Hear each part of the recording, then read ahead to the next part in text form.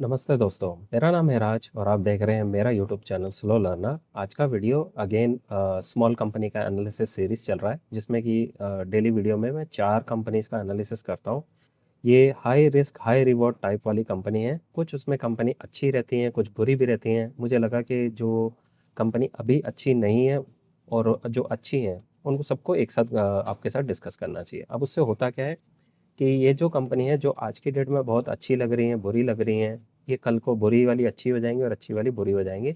लेकिन जो risk and reward है वो बहुत हाई होने वाला है क्योंकि कंपनी काफ़ी स्मॉल है और इनके ग्रोथ के जो चांसेस है वो आपके साथ डिस्कस करेंगे। वीडियो को जो हमारा फॉर्मेट है वो 4 हिस्सों में होगा। पहले हिस्से में कंपनी का बिजनेस मॉडल देख लेंगे, फिर उसके फंडामेंटल एनालिसिस, तीसरे हिस्से में उसका टेक्निकल एनालिसिस जो कि चार्ट पे होगा, और लास्ट में वैल्यूएशन।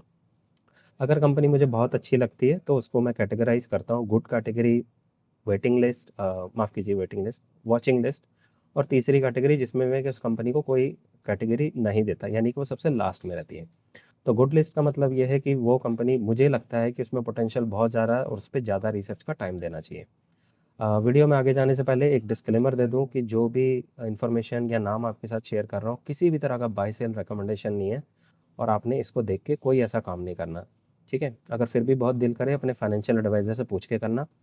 तो जो कंपनीज लाया हूँ, चलिए शुरू करते हैं, सीधा चलते हैं और देख लेते हैं कंपनी कैसी लग रही है, क्या नाम है, बिजनेस मॉडल, हर चीज़ देखेंगे। अगेन आगे जाने से पहले एक और रिक्वेस्ट, प्लीज़ वीडियो को लाइक शेयर सब्सक्राइब कर दीजिए। आपका ऐसा करने से मुझे बड़ा मोटिवेशन मिलता है। ठीक है। पहली कंपनी है रेट गेन, दूसरी कंपनी होगी किंग्स इंफ्रा, तीसरी कंपनी है ओबीएससी परफेक्शन, और लास्ट कंपनी है आरबीएम इंफ्राकॉम। ठीक है, ये 4 कंपनी है। तो जो पहली कंपनी है रेट गेन, क्योंकि मैंने कंपनी सारी की सारी अपने जो ब्राउज़र है उस पर खोल के रखी हैं। जैसे ही आप कंपनी के स्क्रीनर पे आप जाएंगे, नाम लिखेंगे, यहाँ पे इस हाइपरलिंक पे क्लिक करेंगे तो कंपनी का जो वेबसाइट का जो कंपनी का पेज है वो खुल जाएगा और वहाँ पे देखने की कोशिश करते हैं कंपनी क्या कर रही है। अब जैसे ही आप इसके पेज पे आते हैं तो मुझे यहाँ पे कुछ खास मैं नहीं समझ पा रहा हूँ इसका बिजनेस मॉडल कैसा है। तो इसके लिए क्या करता हूँ, मैं सीधा चलता हूँ उसके बाद उसके पीपीटी पे और पीपीटी पे जाके देखने की कोशिश करता हूँ क्या मुझे कुछ समझ आ रहा है या नहीं। बिल्कुल सिंपल रखेंगे और कोई कॉम्प्लिकेटेड चीज़ नहीं करेंगे, आसान भाषा में सिंपल छोटी छोटी बातें करेंगे और समझने की कोशिश करेंगे बिजनेस मॉडल कैसा दिख रहा है। अब यहाँ पे जैसा कि ये पानी की फ़ोटो आ रही है, स्विमिंग पूल की फ़ोटो आ रही है, तो अभी तक मैं किसी भी तरह का बात नहीं बोलूँगा कि कंपनी का बिजनेस मॉडल क्या है। हम जो भी सामने स्क्रीन पे दिखेगा उसको देख के समझने की कोशिश करेंगे। खैर, मुझे अभी भी यहाँ तक देखने में पीपीटी जो देखा है उसको देख के कुछ खास समझ नहीं आ रहा है बिजनेस का मॉडल कैसा लग रहा है। ठीक है, तो अब क्या करता हूँ, दोबारा से स्क्रीनर पे जाता हूँ एक बारी और स्क्रीनर पे क्या क्या इन्फॉर्मेशन दी है उसको पढ़ने की कोशिश करता हूँ। जैसे कि यहाँ पे बताया है कि leading player in travel and tourism vertical. ठीक है, तो यहाँ से एक पता चल गया ट्रैवल टेक्नोलॉजीज़ के ऊपर थोड़ा सा काम करते हैं, डिस्ट्रीब्यूशन टेक्नोलॉजी, ठीक है, सॉफ्टवेयर सर्विसेज प्रोवाइड करते हैं जो कि ट्रैवल से रिलेटेड है। अब दोबारा से पीपीटी पे जाते हैं और देखने की कोशिश करते हैं कि जो कंपनी ने बोला है क्या इसके पीपीटी में हमें देखने में नज़र आ रहा है। तो शुरू में जैसे कि हम इसके पीपीटी पे जाते हैं तो ये रिजॉर्ट की पिक्चर आ रही है, स्विमिंग पूल है, चेयर्स लगी हुई हैं। ठीक है, तो काफ़ी हद तक हम कह सकते हैं कि टूर एंड ट्रैवल का जो बिज़नेस है उसके बारे में ये कंपनी है। ठीक है, बस इतना ही मुश्किल होता है, इतना ही आसान होता है किसी भी बिज़नेस मॉडल को जानना और समझना। अब इसके कॉन कॉल में देखते हैं। कॉन कॉल में मैंने इसके कॉन कॉल को पढ़ा है और मैं ऐसे ही रिएक्ट करूँगा वीडियो में जैसे कि मैं पढ़ के नहीं आया हूँ और सामने सामने क्या हो रहा है। अब कॉन कॉल की जो शुरुआत थी अच्छी थी, बुलिश थी, स्ट्रॉन्ग थी, मैनेजमेंट काफ़ी एग्रेसिव दिख रहा था। यहाँ पे इन्होंने जो बताया कि जो मूड माहौल मार्केट में दिख रहा है थोड़ा सा ख़राब है। फिर इन्होंने अपना रोना धोना चालू करा, लेकिन इन्होंने बताया कि जो कॉस्ट, जो एक्सपेंसेस बढ़े हैं वो साल के शुरुआत में जब भी कंपनीज जो रहती हैं वो अपने एम्प्लॉयज़ की सैलरीज बढ़ाती हैं तो उसकी वजह से कॉस्ट एम्प्लॉय की बढ़ी है।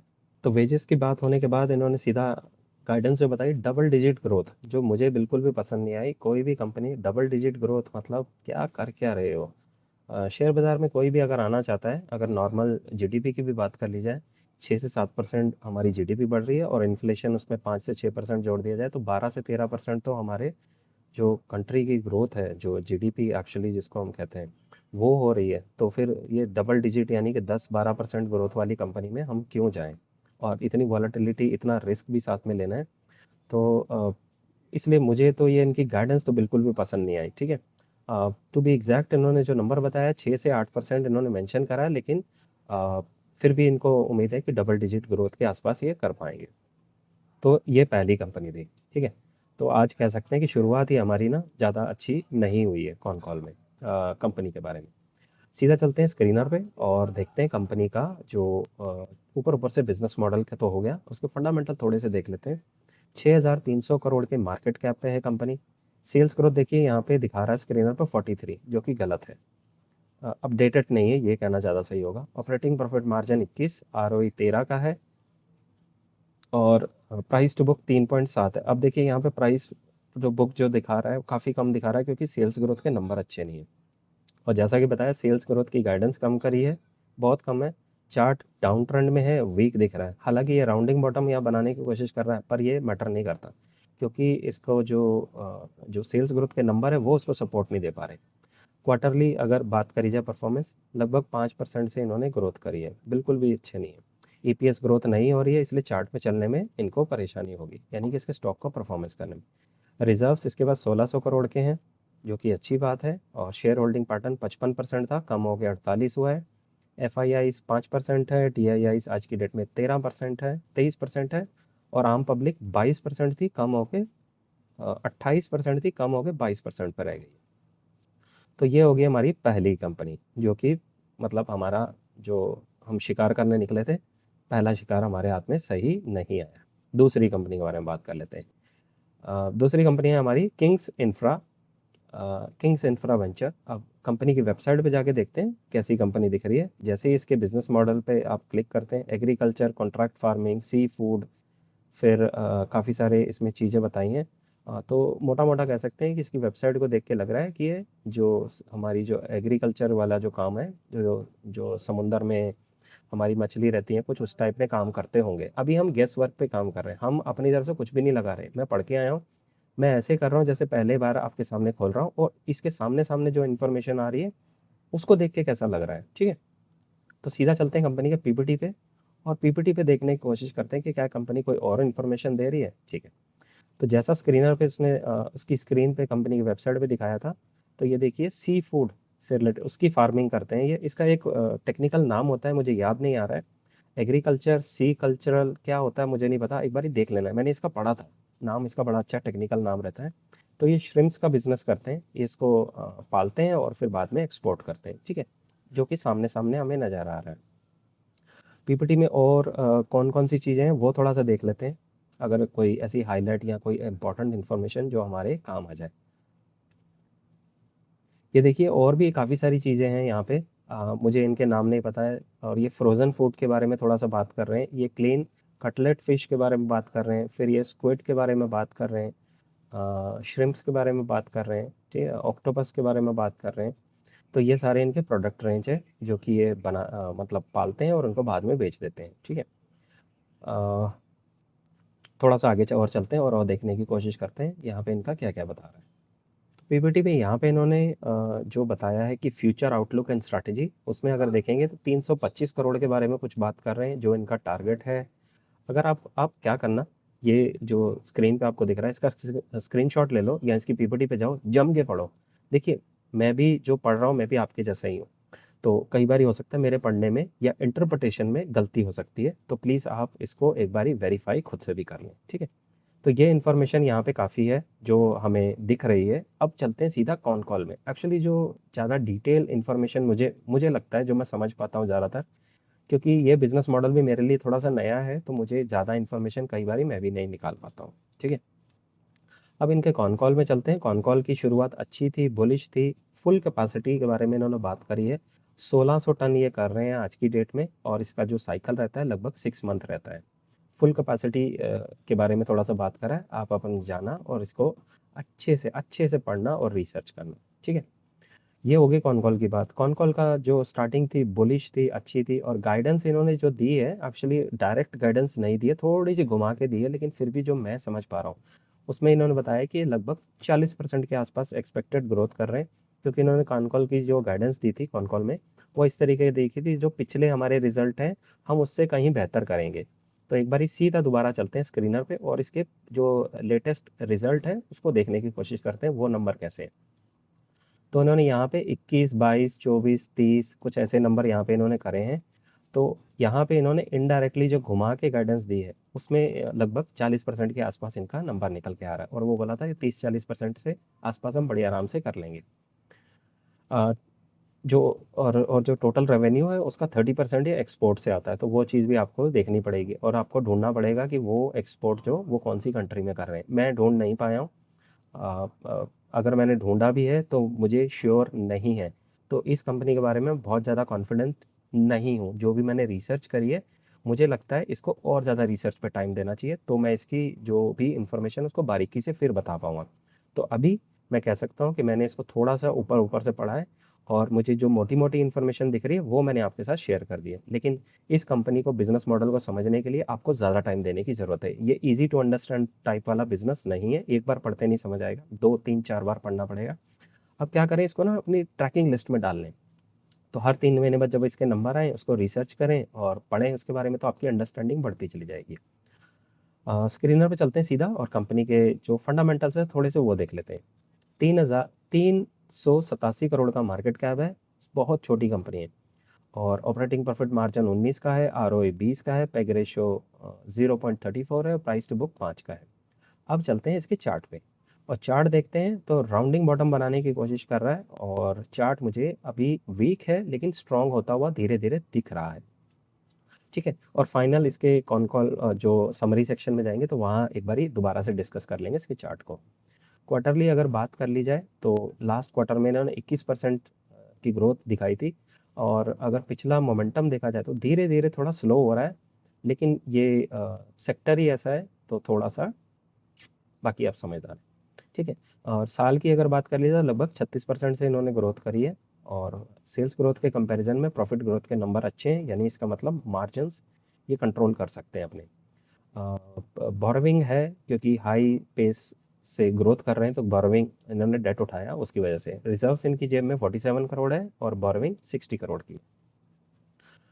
बात कर लीजिए शेयर होल्डिंग पैटर्न, 671 था, प्रमोटर के पास कम होकर 61 हुआ है और आम पब्लिक 28 थी वो बढ़ के 31 हो गया। नेक्स्ट कंपनी है आरबीएम इंफ्राकॉम। मुझे लग रहा है जैसा कंपनी का नाम है वैसा ही कंपनी का काम होना चाहिए। अब इसकी सर्विसेज पे जैसे क्लिक करेंगे, engineering services, procurement service, construction service, renovation, workshop, warehouse operation, मतलब लंबा चौड़ा काम है, लॉजिस्टिक का भी साथ में काम करते हैं। इनकी वेबसाइट पे देख के तो ये मिल रहा है। अब चलते हैं कॉन कॉल पीपीटी खोल के देखते हैं और वहाँ ज़्यादा हमें डिटेल मिलेगी। ठीक है, इसीलिए कॉन कॉल पीपीटी पढ़ना होता है कि बहुत आसानी से समझ आया था।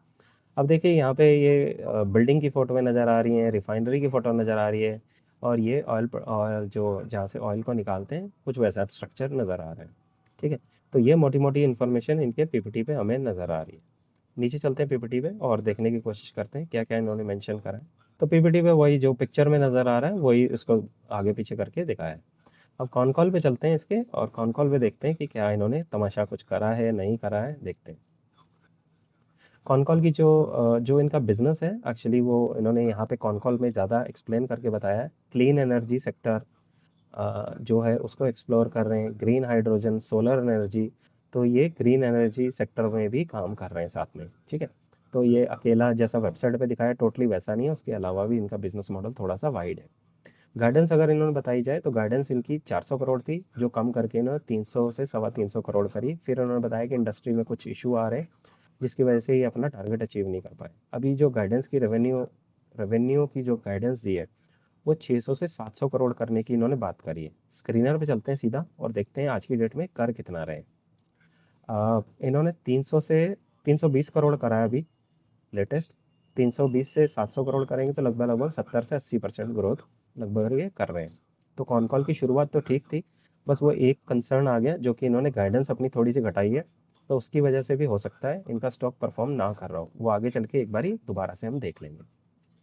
कॉन कॉल में और तो मैं कुछ खास नहीं निकाल पाया, काफ़ी हिंदी में थी, मैं मतलब बोर सा हो गया इसको, तो इसको भी मैंने ज़्यादा अच्छे से नहीं पढ़ पाया। ठीक है, तो बस इसके कॉन कॉल और पीपीटी में इतना ही था मेरे पास आपके साथ डिस्कस करने के लिए। बिजनेस मॉडल अच्छा है लेकिन ये बहुत टफ है।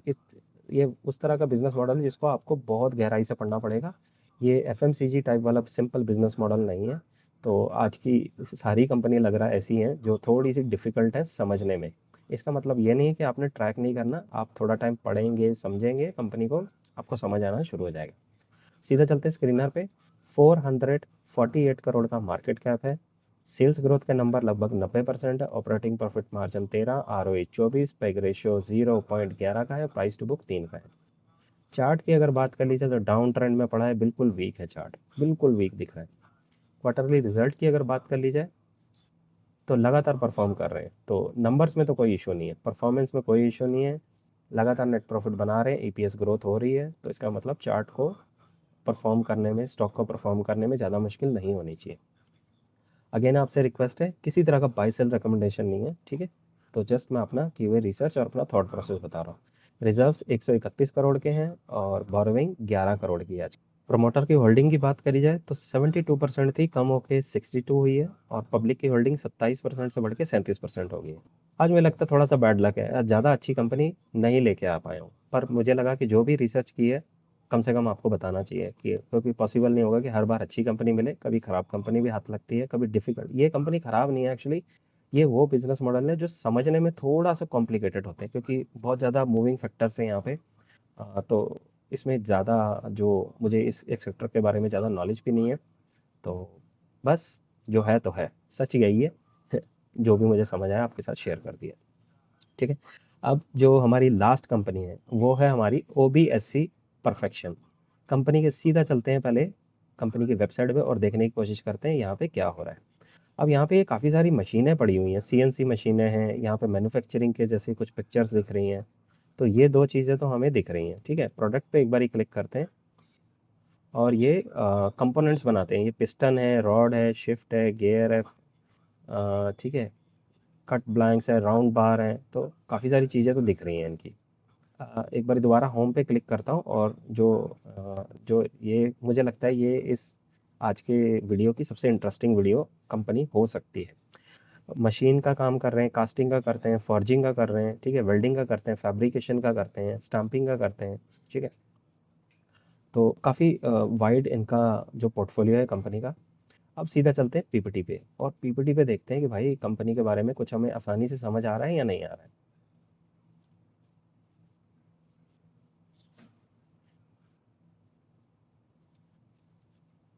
ये आ गया इनका पीपीटी, ठीक है। अब इसके पीपीटी को थोड़ा सा छोटा करते हैं और नीचे चलते हैं। वही चीज़ें जो ऑटो कंपोनेंट्स के बारे में दिखाई थी, ये देखिए यहाँ पे। ये फ्यूज़लार्ज करके एक चीज़ है, इलेक्ट्रॉनिक पार्ट्स है ये मुझे नहीं पता कहाँ यूज़ होता है। ये वाटर इंजेक्टर है और ये काफ़ी सारे जो प्रोडक्ट्स हैं ये ऑटो एंसिलरी से रिलेटेड लग रहे हैं मुझे। तो एंसिलरी ये छोटे-छोटे पार्ट्स हैं जो बनाते हैं और सेल करते हैं आगे। अब इनके जो प्रोडक्ट्स हैं, एप्लीकेशन है, जो सर्विसेज़ देते हैं वो कहाँ-कहाँ जाते हैं? इलेक्ट्रॉनिक गाड़ियाँ, एग्ज़ॉस्ट सिस्टम उसका यानी कि जो एग्ज़ॉस्ट पाइप होता है वो बनाते हैं, सस्पेंशन बनाते हैं, एम्यूनेशन में इनका थोड़ा-सा कंट्रीब्यूशन है, उसके फ्यूज़ेज़ बनाते हैं। कॉन-कॉल में ज़्यादा क्लैरिटी होगी। मैकेनिकल केबल है, फिर स्टीयरिंग व्हील्स है, एंटीना टावर फॉर जो हमारे मोबाइल फ़ोन रहते हैं उसके एंटीना, फिर सोलर ट्रैकिंग, विंड मिल, तो काम तो काफ़ी है इनका, लंबा-चौड़ा है। अब ये एक्सपोर्ट भी करते हैं, पर एक्सपोर्ट सिर्फ 4.2% करते हैं टोटल रेवेन्यू का।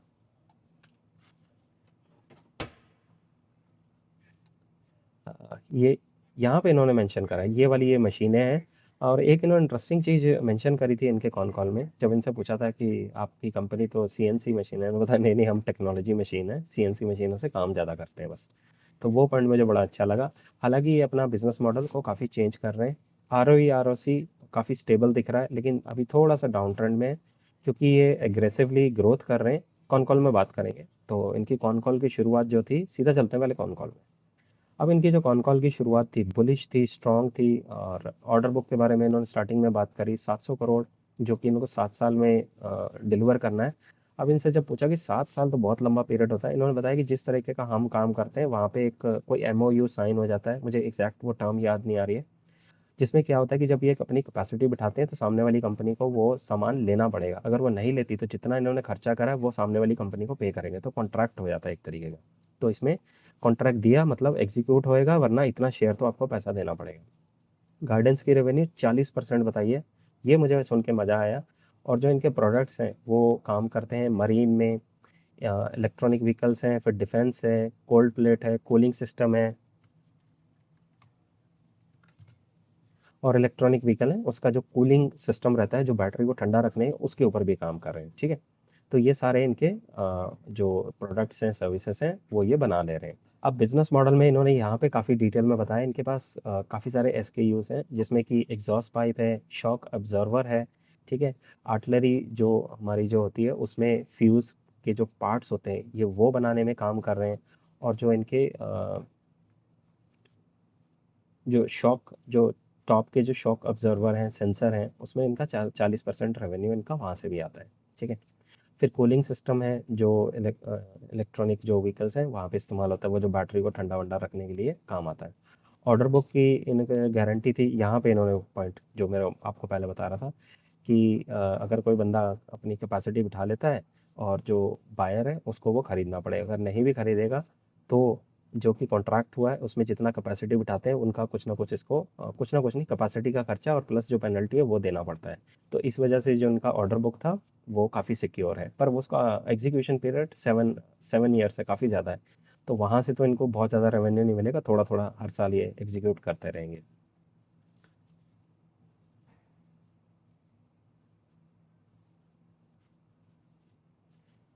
फिर यहाँ पे इन्होंने बात करी है कि असेंबली बिठाने जा रहे हैं उसमें फोर्जिंग के लिए, ये वो तो आप पढ़ लेना, काफ़ी चीज़ें हैं यहाँ पे। सर्टिफिकेशन एक इनको मिला है जो कि इंटरनेशनल स्टैंडर्ड से ये एरोस्पेस डिफेंस है जो उसमें काम कर सकते हैं, तो ये सर्टिफिकेशन के बारे में बात करी। अब जाना ये सब कुछ मैं कॉन कॉल से पढ़ के बता रहा हूँ, मैंने अपने पास से कुछ भी नहीं बता सकता और मुझे मारेंगे अगर मैंने ऐसा कुछ बोला भी तो। ठीक है, तो ये बिजनेस की स्टेज यहाँ पे बताई है। यहाँ पे ये वाला पॉइंट है जो मैं एक बार पूरा पढ़ता हूँ और फिर इसको डिस्कस करते हैं। Well I would like to call our self as a precision engineering company, not a CNC machine company. जो पॉइंट मैंने बताया था कि आपके तो CNC मशीनों से आप लाते हैं और काम कर रहे हैं, उन्होंने बताया कि नहीं, हम प्रिसीशन इंजीनियरिंग कंपनी है। So our job is to develop a very precise product whether its application defence, automotive, aerospace, whatever supplies by the customer. ठीक है, तो इन्होंने यही डिस्कस करा है कि हम वो जो प्रोडक्ट्स हैं उसको बनाते हैं, वो एरोस्पेस, डिफेंस, ऑटोमोटिव और जो भी हमारे सप्लायर हैं उनकी जो ज़रूरत होती है उसके अकॉर्डिंग उसको कस्टमाइज़ करते हैं और बनाते हैं और उनको दे देते हैं। ठीक है, तो यहाँ पे ये करा था। फिर ये जो मशीन है, ग्राइंडिंग मशीन, उसके बारे में बात करी है, और जो OEMs है उनको सप्लाई करते हैं। जाके देख लेना आप खुद यार, क्योंकि ये जो बिज़नेस मॉडल है ना, काफ़ी इनका पोर्टफोलियो काफ़ी बड़ा है, तो अलग अलग सेक्टर है। इस वजह से आपको खुद जब तक पढ़ेंगे नहीं, आपको इस पे कॉन्फिडेंस नहीं आएगा।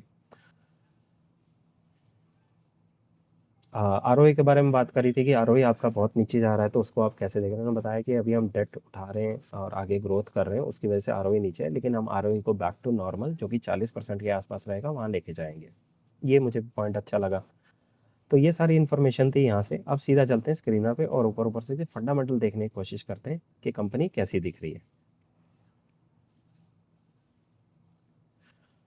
तो 762 करोड़ की मार्केट कैप पे कंपनी, स्मॉल कैप है, सेल्स ग्रोथ 3740, तो यहाँ तकरीबन तकरीबन सही दिखा रहा है, क्योंकि अपडेट नहीं हुआ यहाँ कॉल कॉल मैनेजमेंट का गाइडेंस, और यहाँ नंबर मैच कर गया, बस इतना। ऑपरेटिंग प्रॉफिट मार्जिन 17 है, ROE 25 का है, प्राइस टू बुक 7 का है, और चार्ट की बात करी जाए, अप ट्रेंड है, बुलिश है, स्ट्रॉन्ग है। ये पहली कंपनी है इस चारों कंपनीज में से जो मुझे सबसे बढ़िया लग रही है on the basis of chart, sales growth. हाँ, हालांकि इसका बिजनेस मॉडल की अंडरस्टैंडिंग आपको डेवलप करने में ज़्यादा टाइम देना पड़ेगा। आपको ये 2-3 मतलब इसके क्वार्टर को ट्रैक करना पड़ेगा और अंडरस्टैंडिंग आपकी बन जाएगी। साल में 2 बार रिजल्ट करते हैं, जो लेटेस्ट रिजल्ट करें 75 करोड़ करा है, और वहाँ से उनको 9 करोड़ का प्रॉफिट भी हुआ है, और EPS ग्रोथ भी ठीक ठाक हो रही है, लेकिन अभी इस क्वार्टर में नहीं हुई। लेकिन चार्ट अप ट्रेंड है, बुलिश है। ईयर ऑन ईयर बेसिस पे इन्होंने 25% करा है। बैलेंस शीट में इनके रिजर्व्स 80 करोड़ है और डेट 27 का है। शेयर होल्डिंग की बात करी जाए 73% है प्रमोटर के पास। FIIs के पास 9 था, निकाल के 2 कर दिया, और DIS 3 था, पूरा निकल गया लगभग। तो आम पब्लिक को माल इन्होंने चेपा है, 14% से बढ़ के आम पब्लिक के पास 23% हो गया। फ़र्क नहीं पड़ता है पब्लिक के पास कितना है, मोस्ट इंपॉर्टेंट है कि अगर कंपनी के सेल्स ग्रोथ के नंबर आते रहे, ठीक है, जितना मैनेजमेंट ने गाइडेंस दिया है। और ये थोड़ा सा टैरिफ वाला जो इशू है, इसको वैसे तो इनका ग्रोथ ज़्यादा, एक्सपोर्ट बहुत कम है, 4% ये शायद, तो इतना इशू नहीं होगा। लेकिन फिर भी अगर ये जितना वादा करा है उतना नंबर लाते हैं, EPS ग्रोथ होती है, चार्ट ऊपर को ही जाता है। ठीक है, किसी तरह का बाय सेल रिकमेंडेशन नहीं है, जस्ट आपको बता रहा हूँ मेरा थॉट प्रोसेस और जनरली मैंने जो शेयर बाज़ार में देखा है। अब चलते हैं सीधा अपनी प्रेजेंटेशन की तरफ, ठीक है, और प्रेजेंटेशन में सारी चीज़ें एक साथ डिटेल डिस्कस कर लेंगे और फिर एक बारी इसका व्यू बनाने की कोशिश करेंगे और देख लेंगे इन चारों में से सबसे बेस्ट कंपनी कौन सी दिख रही है। पहली कंपनी है रेट गेन ट्रैवल, वही टूर एंड ट्रैवल वाली कंपनी है। इसका सीधा चलते हैं, पहले चार्ट देखते हैं एक बारी। चार्ट इसका डाउन ट्रेंड में है, मुझे काफ़ी वीक दिख रहा है और ब्रेकआउट देने की तैयारी कर रहा है, लेकिन इसका डेटा जो है सेल्स ग्रोथ के नंबर उसको सपोर्ट नहीं कर रहे। इस वजह से मेरे हिसाब से इसका चार्ट अभी वीक है। सेल्स ग्रोथ के नंबर 6 से 8% है। करंट पी 28 है। मैंने इसका 1 ईयर फॉरवर्ड भी कुछ भी नहीं निकाला, टाइम ख़राब नहीं करा। सेकंड कंपनी है किंग्स इंफ्रा। चार्ट चल के देखते हैं। चार्ट इसका राउंडिंग बॉटम बनाने की कोशिश कर रहा है, अभी थोड़ा सा वीक है, लेकिन क्योंकि इसके नंबर अच्छे आ रहे हैं और थोड़ा सा टैरिफ वाला जो अगर थोड़ा क्लैरिटी हो जाएगी तो देखा जा सकता है। मार्केट इसकी सेल्स ग्रोथ के नंबर 30% के पास में बताया। इसका भी मैंने अभी कोई फ्यूचर वैल्यूएशन नहीं निकाला है। रीज़न मेरा वही है कि 30% एक्सपोर्ट से आता है और चार्ट अभी वीक है और टैरिफ वाला भी थोड़ा इशू है। ये फ़िश फार्मिंग वाले जो कंपनी है, ये वो कंपनी है किंग्स इंफ्रा। फिर है आरबीएम इंफ्रा। अब ये कंपनी जो है ये जो इंजीनियरिंग टाइप वाली कंपनी है, वही जो ये पिस्टन विस्टन का सामान सारा कुछ बना लेती है, वो वाली कंपनी है, ठीक है। सेल्स ग्रोथ का नंबर 100% दिखाया है, करंट पी 15 का है और गाइडेंस इन्होंने डाउन करी है। एक ये थोड़ा सा कंसर्न है, पहले ज़्यादा थी वो थोड़ी सी कम कर दी है, ठीक है। तो ये आपको पॉइंट ध्यान रखना है। इन्होंने जो लेटेस्ट गाइडेंस दी है उसमें 100% बताया, 700 करोड़ करेंगे। आज की डेट में ये 350 करोड़ कुछ कर चुके हैं। चार्ट की अगर बात कर ली जाए तो राउंडिंग बॉटम बना रहा है इनका और दोबारा से हाँ, राउंडिंग बॉटम बना रहा है, लेकिन अभी थोड़ा सा मुझे वीक दिख रहा है चार्ट। ओवरऑल डेटा इनके नंबर को सपोर्ट कर रहा है, लेकिन मैंने इसको अपने किसी भी तरह के लिस्ट में नहीं रखा है। अब लास्ट कंपनी ओबीएससी। ये ओबीएससी लास्ट कंपनी ये वाली है। ये वही कंपनी इंजीनियरिंग, मैन्युफैक्चरिंग और ऑटो कंपोनेंट्स के छोटे छोटे पार्ट्स बनाते हैं और ईवी में भी है, एग्जॉस्ट पाइप है और फिर इनके शॉक ऑब्जर्वर बनाते हैं। करंट भी 43 का है। सेल्स ग्रोथ का नंबर 40% है। चार्ट इनका अप ट्रेंड है, बुलिश है और स्ट्रॉन्ग दिख रहा है मुझे। इन चारों में से सबसे स्ट्रॉन्ग जो चार्ट और डेटा और गाइडेंस, गाइडेंस कहना थोड़ा गलत होगा, चार्ट और जो कंपनी का परफॉर्मेंस है, परफॉर्मेंस बोले तो उसके जो क्वार्टरली नंबर आ रहे हैं वो सबसे अच्छे इसके मुझे दिखे हैं। हालांकि सेल्स ग्रोथ का नंबर 40 है। 100 वाली भी है, 100 वाली में क्लैरिटी नहीं है, डाउट्स हैं। 30 वाली है, उसमें डाउट नहीं है, क्लैरिटी नहीं है। तो उस वजह से चार्ट इसका अप ट्रेंड है, बुलिश है। मेरी ये गुड लिस्ट में आ रहा है। इन चारों कंपनी में से जो मुझे आज की डेट में सबसे बेस्ट लग रही है इन चारों में से, वो ओबीएससी कंपनी लग रही है। गुड लिस्ट में इसको मैंने रखा है। इसके रीज़न है चार्ट अप ट्रेंड है, गाइडेंस बिल्कुल क्लियर है, 40% बताइए, ठीक है। उसके अलावा इनके जो कंपनी के नंबर्स आ रहे हैं वो अच्छे आ रहे हैं, ठीक है। और ये सारी की सारी इन्फॉर्मेशन मुझे काफ़ी आसानी से समझ भी आ रही है। हालांकि बिजनेस थोड़ा सा इनका वाइड है, इनका पोर्टफोलियो थोड़ा सा समझने के लिए ज़्यादा मेहनत करनी पड़ेगी। ओवरऑल इन चारों कंपनी में से फिर भी ये कंपनी मुझे सबसे बढ़िया लग रही है, इसलिए मैंने इसको अपनी गुड लिस्ट में रखा है। तो ये था आज का वीडियो। अब मुझे आपसे क्या चाहिए, आई होप इस वीडियो ने आपके लिए कुछ वैल्यू ऐड करा होगा। तो प्लीज़ आप इस वीडियो को जाइए, लाइक शेयर सब्सक्राइब कर दीजिए। आपका ऐसा करने से मुझे बहुत मोटिवेशन मिलता है और फिर उस मोटिवेशन की हेल्प से आपके लिए फिर और लगातार वीडियो बना कर लाता रहूँगा, ठीक है। तो ये था आज का वीडियो। आई होप आपको वीडियो पसंद आया होगा। तो प्लीज़ आप इस वीडियो को लाइक शेयर सब्सक्राइब कर दीजिए, क्योंकि इस चैनल को आपके सपोर्ट की बहुत ज़रूरत है। तो मिलते हैं अगली वीडियो में, तब तक के लिए सीखते रहिए, खुश रहिए, इन्वेस्ट करते रहिए। Thank you.